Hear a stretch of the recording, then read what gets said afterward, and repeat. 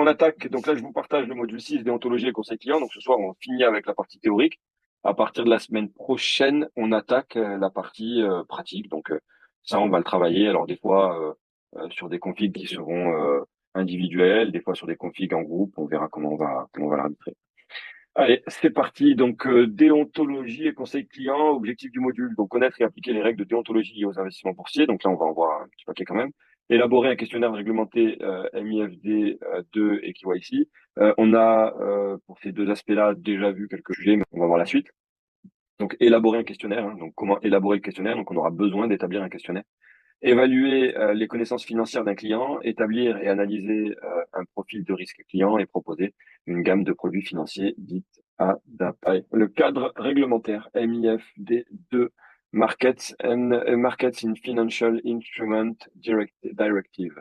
La directive européenne de 2018, déjà, et a priori, il y a la suivante qui est en train de se préparer, encadre la fourniture de services d'investissement. Elle impose aux prestataires de services, qu'on appellera des PSI, ça il faut le retenir, c'est important, prestataires de services PSI. On a vu l'autre jour ISR pour investissement social responsable.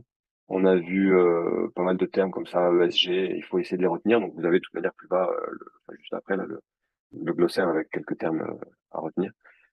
Ok. Donc, respecter des obligations strictes vis-à-vis de leurs clients. Vérifier que le client comprend les risques du produit. Donc là, on va simplement évaluer, évaluation du caractère approprié ou non de votre client, de votre investissement. Vérifier que le produit est adapté à la situation financière, aux objectifs et au profil de risque de votre client. Communication claire et complète de tous les coûts liés au service. Ça, c'est une tartine, vous n'imaginez pas dans votre, parce que vous devez présenter une plaquette en réalité hein, quand vous êtes un professionnel. Dans votre plaquette, les prix de ce que vont coûter les PSI, les prestataires de services d'investissement, doivent être clairement identifiés, y compris lorsqu'on va faire un placement obligataire. On doit être capable d'évaluer le coût pour le client de cet investissement. Donc ça, pareil, on y reviendra. Il n'y a pas de doute quant au fait que ce ne soit pas la partie pour le moment concernée. Pour rappel, on est sur une certification qui est une des 4 étapes de la certification complète de la gestion de portefeuille dans sa globalité. Ce qui veut dire que dans la tâche qui est la vôtre, gérer les portefeuilles financiers, vous en êtes à la gestion du portefeuille financier. Vous n'avez pas à établir une plaquette. Vous n'avez pas à vous assurer du cadre professionnel ou particulier ou privé, ou je sais pas comment l'appeler, de votre client. Donc tout ça pour dire que, in fine, il y aura encore une grosse part du travail qui vous restera, et c'est peut-être aussi des fois ce qui vous met dans le doute, parce que vous vous dites, mais c'est pas complet ce que je suis en train de faire. Effectivement, ce n'est pas complet parce que la tâche que vous accomplissez, c'est celle de celui qui gère le portefeuille financier. Il y a encore 3 autres étapes qui vous permettent d'aborder l'intégralité du métier de prestataire de services d'investissement. Et c'est pour ça que parfois il y a des mécanismes que que vous pouvez ne pas appréhender correctement. Ok, donc obligation, communication sur les frais, donc ça c'est important. Obligation d'exécuter les ordres dans les meilleures conditions possibles pour le client. Ça s'appelle, c'est le terme meilleure exécution. Donc ça, il faudra y faire attention parce que vous avez des règles liées à ça aussi. Et à la rigueur, on pourrait en parler dans la mise en place du programme, enfin dans la suite de l'exercice. Alors, KYC, Kesako. Donc ça, c'est MIFD. Hein, donc voilà, vous savez que ces deux-là, on va les publier certainement demain matin. Donc pour l'un d'entre eux et puis l'autre la semaine suivante et ainsi de suite. Ok, merci Ben. Donc le KYC est l'ensemble des procédures de vérification de l'identité du client et de sa situation. Il est obligatoire d'entrer en relation à l'entrée en relation et doit être mis à jour régulièrement. Donc KYC, c'est pas compliqué. Hein, vérification de l'identité, l'adresse, situation professionnelle. Donc ça, à la rigueur, on s'arrêtera là. Justificatif des avoirs confiés, revenus, héritage, cession d'actifs et il faut les justifier. Donc celui-là, on va le laisser. Vous voyez, tout ce que je voulais qu'on complète, on le complétera en travaillant en fait avec les articles par exemple. Identification de la personne physique qui contrôle réellement un compte. Donc parfois vous allez avoir un bénéficiaire effectif, par exemple, vous faites un placement pour votre enfant, vous avez le droit de le faire, mais vous êtes le bénéficiaire effectif et il faut que vous puissiez, en tant que père, identifier le bénéficiaire effectif et éventuellement pouvoir le contacter, avoir ses informations, etc. Le rôle de l'AMF, donc l'autorité des marchés financiers, le régulateur des marchés financiers français. L'AMF veille à la protection des investisseurs ou au fonctionnement des marchés et autorise les professionnels, comme nous, comme bien d'autres, à exercer leur activité dans le Euh, domaine des PSI. oui, Sam. Oui, Lange. Ouais, juste sur le KYC, là, en fait, c'est ce qu'on fait déjà quand on ouvre des comptes Même nous, à titre personnel, hein, quand on Ah, est chez les brokers et tout. oui, même Donc, MIFD, hein. ah oui, MIFD, c'est toutes les procédures qui nous obligent à montrer patte blanche systématiquement. Tout ça, c'est des cadres européens. et qu'on a déjà vu à titre personnel en Tout à ouvrant des fait. comptes et tout ça, Tout à quoi. fait, absolument. Mm. Bien vu, Benjamin. Merci. Et donc, nous, Euh, il faudra qu'on en fasse un différent de ce qu'on trouve d'habitude, alors qu'ils ont quasiment tous le même. j'ai pas du tout compris. Pardon, pardon. Le MI, le MI, FD? ouais. Là, nous, il Oui. faudra qu'on fasse notre version à nous. Non, il faut que vous, en fait, il faut que vous répondiez. Non, ça c'est le cours. Vous, ce que vous devez faire, c'est répondre vous vous souvenez dans l'exercice Zéphirin, on vous donne les critères évalués. Oui. Donc vous, il faut que vous répondiez à ces critères d'évaluation. On va Ok, les ok. reprendre juste après pour ce point-là. Le délit d'initié, donc ça, vous connaissez déjà. On va en reparler. Donc le délit d'initié consiste à utiliser une information privilégiée, non publique, pour réaliser des opérations boursières. Il est sévèrement puni jusqu'à 2 ans d'emprisonnement et 1,5 million d'euros d'amende en France. J'en connais pas un qui a été condamné pour ça, mais délit d'initié, c'est ce que fait Trump quand typiquement il crée une crypto avant de devenir président, ou quand il dit à ses copains qu'il va envoyer des missiles sur l'Iran et que ses copains vont acheter enfin vendre à découvert des produits financiers. Ça, c'est du délit d'initié. Il y a une grosse différence entre être un initié et savoir qu'il va se produire quelque chose pour X ou Y raison, et être un initié parce qu'on est dans la boucle de l'information et que tant que l'information n'a pas été publique, alors on n'a pas le droit d'interférer. Comme un PDG qui sait que son entreprise va faire un profit warning et qui décide, avant de faire son profit warning et d'annoncer que ses profits vont être moins importants que ce prévu, et il en profite pour vendre ses actions. Ça, c'est un problème. L'information privilégiée, donc c'est une information précise, non publique, susceptible d'influencer le cours si elle était rendue publique. Exemple, connaissance d'une OPA avant son annonce. Les profils de risque client. On a prudent, équilibré, dynamique. On a défini qu'on était sur du dynamique par rapport à des fiens. Bon, évidemment, je pense que sur ça, on doit être tous d'accord. Vous me dites pas qu'il est prudent, quoi, parce que si vous me dites qu'il est prudent, là, vous pourriez être à côté de la plaque. Donc le prudent, propriété de la préservation du capital, priorité de la préservation du capital, très faible tolérance à la perte, horizon court terme, parce que du coup, lui, il va pas être en mesure de supporter les évolutions, le long terme à cause de tous les aléas qu'il peut y avoir. Les produits adaptés, donc ce sont les fonds monétaires, on les a vus plus haut, les fonds monétaires, donc c'est de l'obligataire, les obligations en général, fonds monétaires tout court, obligations d'État et les livrets. Donc, vous voyez, en fonction vous voyez, on y vient, quoi. En fonction du profil du client, vous allez adapter votre offre. Donc, on ne peut pas s'attendre dans le portefeuille de Zéphirin à avoir du monétaire, de l'obligataire, d'État et du livret. Ce serait à être à côté de la plaque. Équilibré, donc recherche d'un équilibre rendement-risque, accepte une volatilité dite modérée, horizon d'investissement 3 à 7 ans, du produit adapté, fonds diversifiés, actions diversifiées, obligations, IG, c'est l'investment grade. C'est la note d'investissement. Donc les obligations avec une note d'investissement, par exemple high yield. C'est la qualité à haut rendement. Ok. Dynamique, priorité à la performance, accepte une forte volatilité, des pertes temporaires. C'est-à-dire que lui, par exemple, il va investir, il va se prendre un Covid, il va pas bouger parce qu'en fait, il est dynamique. Et vu que son investissement n'est pas un investissement court terme, il va pouvoir patienter jusqu'à la reprise économique, mais continuer quand même de percevoir ses dividendes et éventuellement ses coupons. Donc, l'horizon, c'est plutôt du long terme. Au-delà de 7 ans, ça va jusqu'à 10. Produits adaptés, action croissance, fonds thématiques, par exemple. On l'a vu, les fonds thématiques, c'est quand on va investir sur un fonds, un fonds technologique, un fonds payé en développement, ce genre de choses. Donc, ça, du coup, c'est les ETF. Par exemple, oui, Ok. entre autres. Et les produits dits structurés, donc ceux-là, vous les connaissez aussi. Le point 3, le questionnaire réglementé. Le questionnaire réglementé ou questionnaire de connaissance client est l'outil principal pour déterminer le profil de risque. Il doit couvrir obligatoirement, je reprends, le questionnaire réglementé ou questionnaire de connaissance client est l'outil principal pour déterminer le profil de risque. Il doit couvrir obligatoirement revenu, patrimoine, charge, horizon d'investissement, liquidité, disponibilité. En clair, c'est la situation financière. Le capital à terme, revenus réguliers, protection, transmission, ça, ce sont les objectifs d'investissement.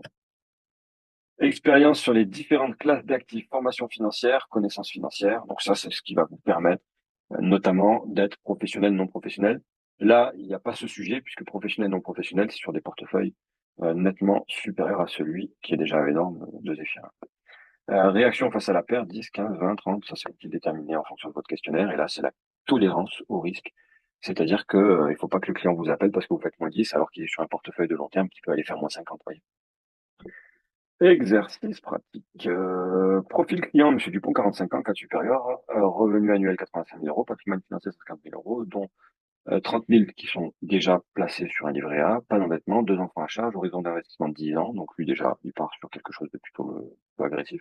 Expérience, il a déjà un PEA depuis 5 ans avec des actions françaises, il souhaite dynamiser son épargne, mais n'aime pas voir son portefeuille baisser de plus de 20%.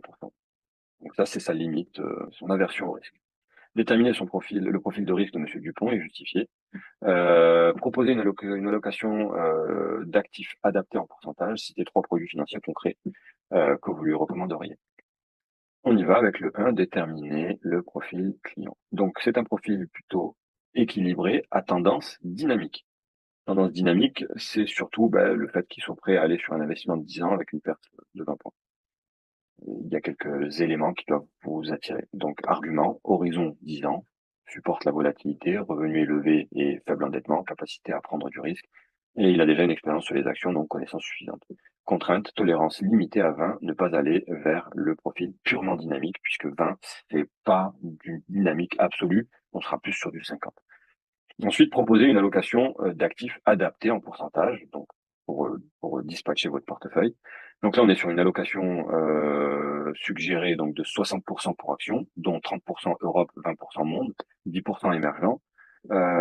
Donc ça, c'est l'équilibre, l'allocation pour les 60% d'actions. Ensuite, on a 25% d'obligataires et investment grade plus quelques high yields. Donc on est sur les deux profils obligataires. 10% d'actifs alternatifs immobiliers cotés et or, pareil, papier, hein, puisqu'on est sur l'obligataire, et 5% de liquidité.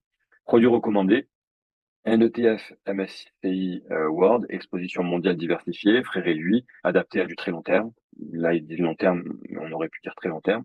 Fonds obligataire investment grade euro génère du rendement avec risque dit modéré, puisqu'on va chercher simplement l'inflation. SCPI en assurance vie, diversification immobilière avec fiscalité avantageuse à horizon 10 ans.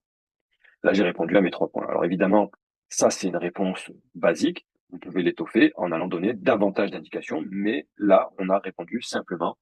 Donc là, je vais vous l'envoyer à tout le monde. Hop, au format PDF, hop, ouvrir dans aperçu. Donc là, je vais pouvoir le bloquer une fois pour toutes au format PDF. On n'y reviendra plus. Il ira même rejoindre nos manuels de cours. Non, je vous dis des bêtises. Je suis désolé, je dois encore faire des retouches en fait. Je dois encore faire des retouches parce que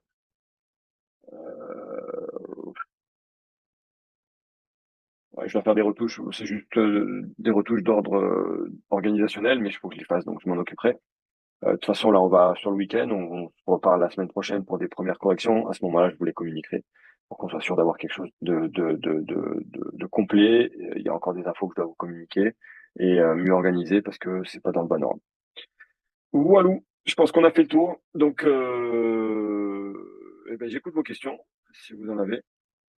Ça, ce sera à la fin ou au début du document, du dossier?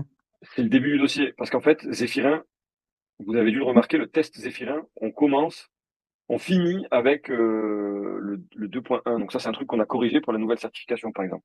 Ce qui fait que quand on a établi le programme, on l'a établi en fonction de Zéphirin, mais sauf que la réalité, elle est différente. J'ai pas compris.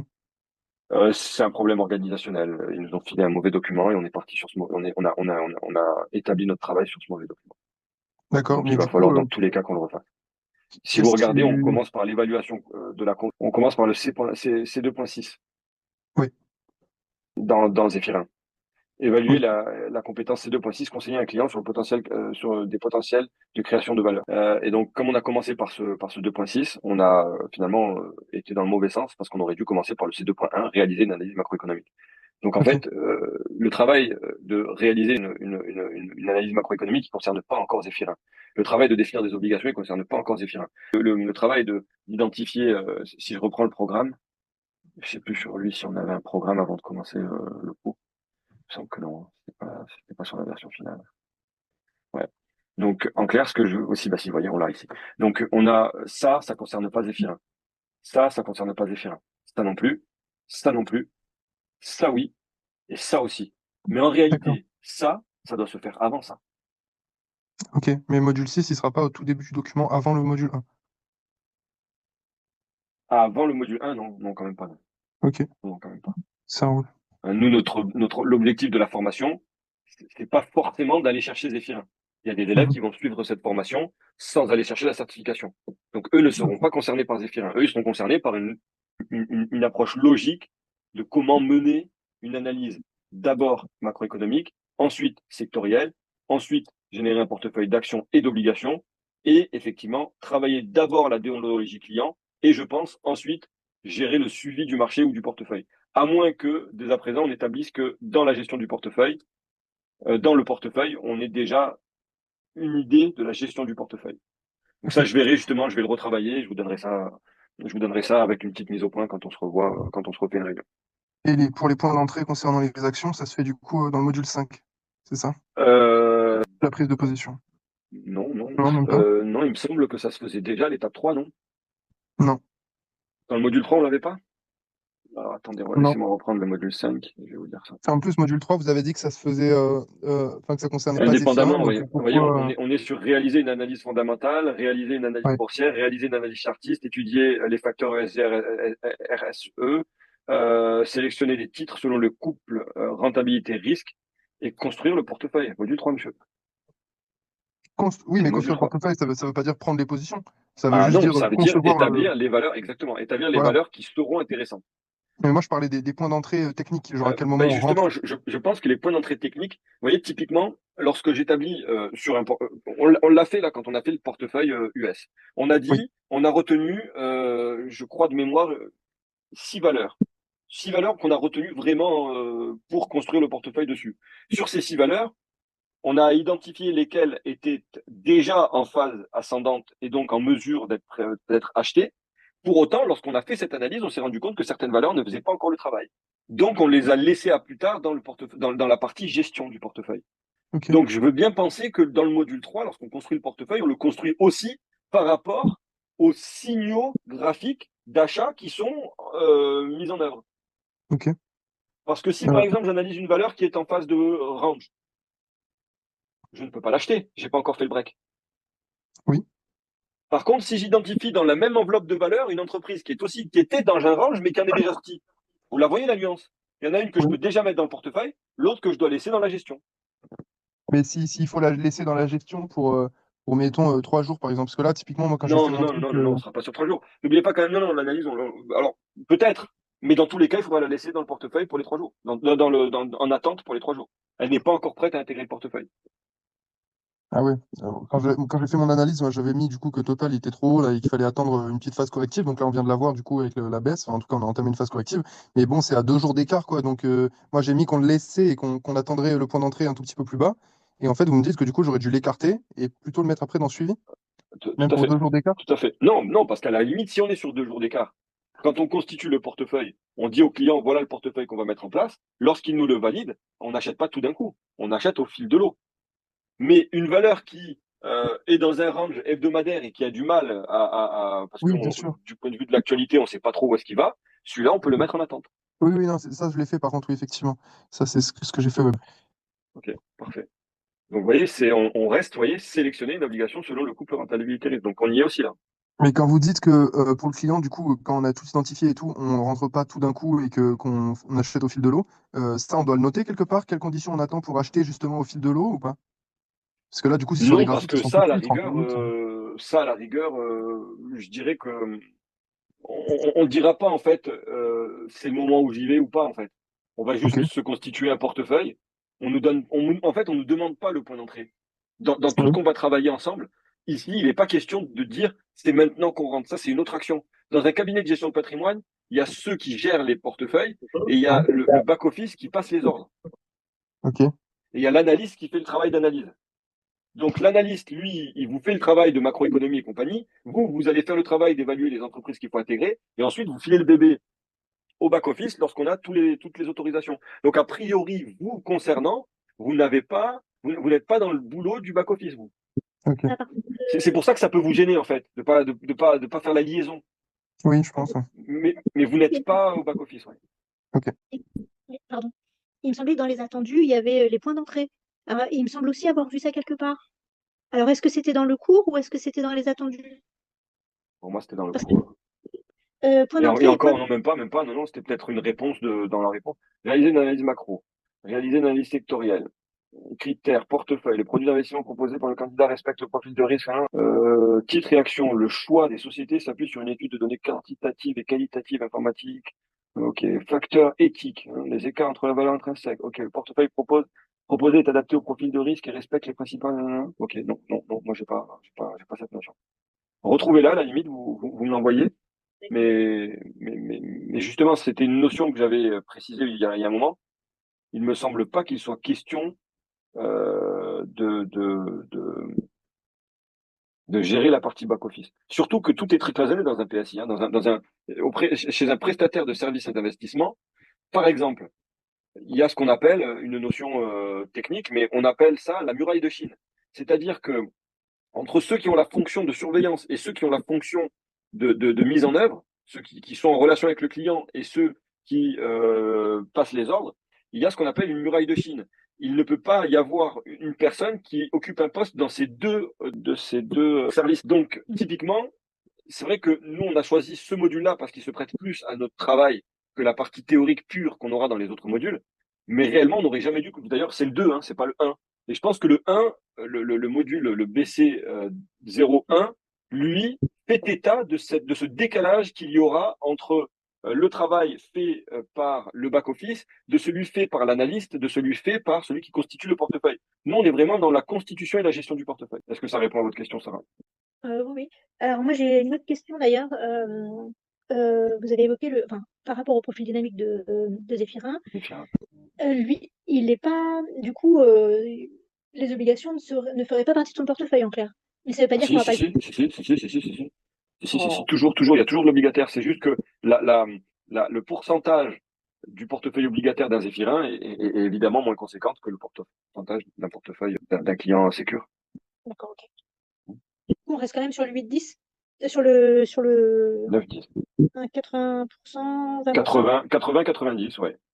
Ok, d'accord. Après, je pense que pour pas prendre de risque, on est plus à l'aise avec du 80 et je pense que tout le monde doit fournir un 80 dans un profil comme celui-là. D'accord, ça marche. Allez, parfait. Moi, ce que je vous propose, c'est que du coup, là, on en a fini. Moi, je pense, enfin, demain matin, je vais être un peu aux aguets parce que, en fonction des actualités, il risque d'y avoir du mouvement. Donc, je vous tiens au courant, enfin, je tiens au courant l'ensemble des élèves, hein, comme à chaque fois. Donc, si vous recevez les notifs, il se passera quelque chose. Pour la semaine prochaine, je vais vous dire tout de suite si on change quelque chose par rapport à l'organisation qu'on a. Donc, semaine prochaine, c'est les vacances. Je pense que on peut se laisser un peu de temps et redémarrer mardi. Est-ce que ça vous va mardi soir prochain? Tout le monde est OK là-dessus? Ouais. Allez, parfait. Donc moi je vais parfait. Donc moi je vais me le noter pour les prochaines réunions, enfin pour la prochaine réunion, donc ce sera mardi 14. On reste sur 20 heures aussi, du coup, je suppose. Ça arrange tout le monde, ça. Bon bah écoutez, pour moi, tout est clean, on est raccord. Je vous libère. Je vous enverrai du coup d'ici là à chacun le manuel. Je vous l'envoie par WhatsApp. Si c'est un problème, vous me renvoyez votre adresse mail en me demandant de vous. Enfin, si vous m'envoyez votre mail, je comprends qu'il faut que je vous le renvoie. Ne vous embêtez pas avec les formalités. Et puis le manuel sera booké, j'ai bon espoir, dans le week-end au plus tard. Comme ça, il est définitif, il sera au format PDF et on le valide. Et je pense que j'ajouterai des indications qui nous sont propres quand même, même si on reste sur du basique là quand même. J'ai bien envie d'aller un petit peu plus loin sur certains aspects, mais voilà, vous l'apprécierez au moment venu. Effectivement, s'il y a des choses que vous pouvez rajouter au niveau des actions, ce qu'on en tire, parce que les informations qu'on peut en récupérer, je pense que ça peut être pas mal pour bien tout comprendre, bien tout décortiquer, parce que c'est pas du tout implicite. Et pour le coup, là, le cours ne suffit pas et du coup, ça me demande un énorme boulot à côté. Alors redites-moi parce que j'ai pas compris ce que vous me dites. Bah, en clair, toutes les données fondamentales, par exemple, il y a tous les calculs qui sont donnés. Et moi, j'ai besoin de savoir, là, même s'il y a quelques lignes, de vraiment comprendre ce qu'on en tire. Euh, et pour le coup, alors peut-être que c'est évident pour tout le monde, mais moi, je suis peut-être un petit Non, peu non. Non, plus. parce qu'en fait, encore une fois, vous mettez une trop grosse pression.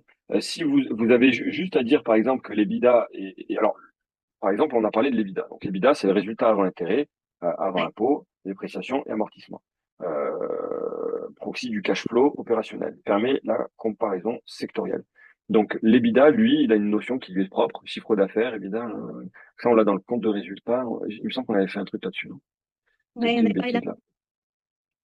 Il me semblait qu'on avait, parce que, oui, normalement, vous devez avoir EBITDA. Par exemple, ici, vous voyez, PER, c'est le cours par bénéfice par action, on mesure combien le marché paye pour 1 € de bénéfice. PER élevé égale valeur croissante, PER bas égale valeur décotée. Je suis surpris qu'on ne l'ait pas pour l'EBITDA. Ben écoutez, ouais, j'ai encore du boulot. Et du coup, là, quand on fait par exemple la valorisation, il faut qu'on en choisisse quelques-uns ou est-ce qu'il faut qu'on les mette tous ceux qui sont dans la liste? Ah non, non, quelques-uns. Ça, c'est un exemple, hein. Ouais, Non, non, quelques-uns. ok. Par exemple, vous pouvez vous rapporter. En fait, il faut vraiment que votre allié ce soit Zephyrin, puisque les critères d'évaluation sont sur Zephyrin. Ouais. Donc, si sur Zephyrin, on vous dit les critères d'évaluation, c'est le nombre d'outils que vous allez utiliser, oui, effectivement, il y aura besoin, dans ce cas-là, de travailler davantage d'outils. Maintenant, donc là, on est sur le module 3, donc 2.3. Si je regarde ce qu'on me demande comme critère à évaluer sur 2.3, choix des sociétés, soit plus sur une étude de données quantitative et qualitative. Information économique, financière, environnementale, environnement réglementaire et politique, éventuellement politique, parce que pour le coup, on n'y est pas forcément. Facteurs éthiques, donc les fameux ESG, les écarts entre les valeurs intrinsèques de l'entreprise et son cours de cotation. Franchement, voilà, faut juste s'en tenir à ce qui est demandé. Vous voyez, c'est ce qui est fabuleux avec cette certification, d'une certaine façon, c'est qu'on vous demande pas de répondre de façon arbitraire, en fonction de vos émotions. Là, clairement, on vous dit, voilà ce qui va être évalué. Il faut s'en tenir à ce qui va être évalué. Moi, quand je vous corrige, quand je vous corrigerai vos travaux, je les corrigerai en fonction de ce qui va être évalué. Est-ce que le choix des sociétés s'appuie sur une étude de données quantitative et qualitative? Si j'ai pas les quantités et les qualités, il y a un problème. Vous allez voir, quand on va commencer à mettre le nez dedans, vous allez voir les travaux des uns et des autres, ça va aller nettement plus vite, et vous allez prendre confiance, vous allez comprendre ce qu'on fait. L'idée, à l'heure actuelle, c'est bien à peine de finir le manuel de cours. Donc l'idée à l'heure actuelle, c'est pas de se dire, je suis censé savoir ce que je vais faire. L'idée, c'est que maintenant qu'on a vu le cours, maintenant qu'on a le minimum théorique, qu'on a fait le tour, entre guillemets, l'idée, c'est d'aller maintenant travailler l'apprentissage réel de la technique. Ok. Vous voyez ce que vous avez fait dans un premier temps en faisant les exercices du 1, par exemple. Vous vous êtes lancé dans le grand bain, mais le fait de s'être lancé dans le grand bain, ça vous a permis quand même de mettre le doigt dedans et de comprendre d'une certaine façon ce qui était nécessaire de faire. On a pu Oui, comparer bien les sûr. travaux des uns des autres. Maintenant, on va faire que ça jusqu'à la fin du mois d'avril pour soit se dire, ben, le dossier de l'un est prêt, le dossier de l'autre ne l'est pas. S'il ne l'est pas, c'est pas perdu. On a 2 ans pour le transmettre. S'il l'est, ben, on envoie et on verra. On a Donc, deux ans. ne vous mettez pas trop la pression non plus. D'accord. Ok. L'objectif, c'est la certification, oui, mais pas au prix de quitter le boulot, ne faire que ça. Non. Si vous êtes en mesure de le faire tout de suite, tant mieux. Vous ne l'êtes pas. Et ce qu'il faut retenir aussi, c'est que bon, là, effectivement, on fait beaucoup de réunions, de réunions formation à distance. À terme, il n'y aura pas de réunions formation à distance. Les formations se feront en présentiel. Mais ce qu'on fera toujours à distance, c'est les corriger, les exercices. Donc, vous pourrez rejoindre une session au mois de juin, au mois de mai, j'en sais rien, pour faire le même travail, Pour compléter. pour compléter, tout à fait. Pour le reste des blocs, on fera pas à distance. C'est ça? Si, pour les autres blocs, Ah oui, oui, ok. toujours. Moi, je parle Ouais, ok, ok. de ce bloc-là qui va se perpétuer sur 2 années. Pendant 2 ans, D'accord. nous, on va avoir de nouveaux élèves qui vont venir chercher cette certification. Ces Ouais. gens-là seront en formation présentielle chez nous. Il faudra qu'on puisse leur proposer un suivi post-formation qui leur permette de constituer leur dossier. Donc, vous pourrez intégrer ces sessions-là. Et Et pendant d'ailleurs, 2 ans, je vais plus loin. et même plus à la rigueur. Bon, ben, vous voyez, au final, on n'est pas sur quelques mois là, hein. Ouais, Donc, j'ai Donc pas commencé d'inquiétude. depuis rien. Non, mais et après, voilà. Par contre, après, si vous avez besoin de l'obtenir, cette pression-là, elle est vôtre. Et Ouais, comptez ouais. sur nous pour nous y greffer et faire le nécessaire en parallèle. Ok, ça va, super. Ça va? Ce que veut dire Wissam, c'est qu'après, chacun a sa vie Ah personnelle oui, et professionnelle et sa situation, si vous n'êtes c'est pas en cette, mesure, comme certains, vous voyez, on a commencé, on était une vingtaine, on est 6 là, ce soir. Ouais. Donc on en a perdu quelques-uns en route, on les rattrapera certainement dans les corrigés, mais et en individuel, vous voyez, ça va être plus facile quand j'appelle l'élève qui est disponible plutôt en journée, je fais le travail avec lui, et là on va travailler individuellement, et Benjamin va faire pareil, on va tous avancer là. C'est là qu'on va vraiment commencer à construire notre dossier, pour voir. après, je crois que moi, c'est vrai que là, j'ai pas mal potassé la partie analyse fondamentale. Pour le coup, ça prend beaucoup de temps. Mais moi, l'idée, c'est d'avoir un modèle identique pour tous et du coup, sous forme de fichier où je viendrai piquer les tableaux. Je fais un petit peu pareil. Moi, je fais mon tableau avec ce que je veux et je lui demande de piquer les informations dans les comptes de résultats de l'entreprise qui m'intéresse et qui me dise ce qu'il a vraiment trouvé et qui me dise ce qu'il a calculé. Et du coup, il me donne des informations des fois qui sont pas justes ou des fois c'est moi qui ai mal compris et il vient corriger, me dire pourquoi je me suis planté. Et des fois, il me dit qu'effectivement, c'est lui qui s'est planté. Par contre, je refais tous Ah les bah, c'est calculs. fabuleux, ça. Comment? C'est fabuleux. C'est parfait, Voilà. ça. Et si Non, je mais trouve pas la... c'est parfaitement parfait. Honnêtement, c'est la meilleure config à mettre en œuvre. Parce que du coup, nous, on voit bien qu'on est limité en termes de temps. Je peux pas aller plus vite que la musique. Vous voyez, on peut pas faire du H24, ni pour vous, ni pour moi. Si effectivement, lorsque vous avez un peu de temps individuellement, chacun de son côté, vous améliorez votre présentation, il y a de bonnes chances qu'on y arrive. faire à 3 heures par jour après le boulot, hein. Bah, vous voyez. Mais après, on n'a rien sans rien, hein. Vous savez, c'est le jeu, hein. C'est ça. Bon, en Allez. tout cas, bonne Eh soirée. ben, bonne soirée à vous aussi. Proposez-vous bien ce week-end.